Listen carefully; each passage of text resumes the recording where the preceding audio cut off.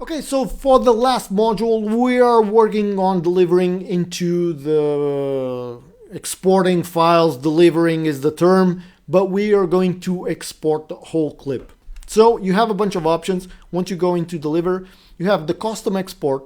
But if you scroll down here, you can see that you already have options like, for example, TikTok. And if actually you don't have Instagram, but it's the same thing, you already know. TikTok, and all you need to do, you need to name your file. We delete the name and let's put it real day 1 or real 1 day 1. Location, we'll just put where we want to record. Let's say we want to record in our desktop. We'll press save.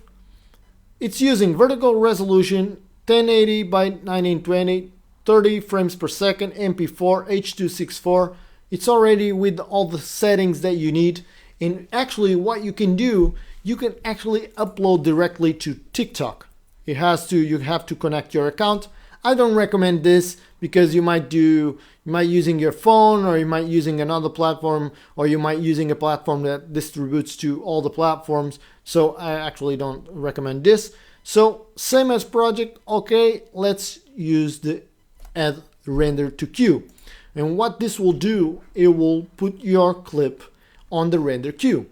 This means if you have another timeline, if we go back to our editing, let's say we already have the day 2, let's just create a new timeline, for example here, second timeline, we'll put it on the day 2, we'll grab a bunch of clips, put it on the second timeline, we'll put it here, okay, all the clips already done. We go into deliver. Now we have the second clip. This is all the clips. As you can see here, frame rate is at 50. It's different because it's our project and our project is different. So let's say we want to go back and change the project. Go back in our timeline. The project is horizontal. So if you want to change it, you can right click and go to timeline settings. And in this case, I don't want to use project settings. I want to use again the vertical resolution. And there we go. And also the other option that we said, we want to use the frames per second. But as you can see here, it's not allowing me to change because we already have the files over here. No problem. We'll put it like this. We can change actually the project settings like I was talking in the beginning. If you go on this little corner here, on the timeline frame rate, we put it at 30. And we press save, change frame rate, it's fine. Now at the timeline settings, it's still at 50 because of the clips. But if you delete all the clips, you change the timeline settings, you can put whatever you want. But because you already have clips over there, you cannot change it like that. It's fine. You know you have to do the changes in the beginning, so you don't have this issue.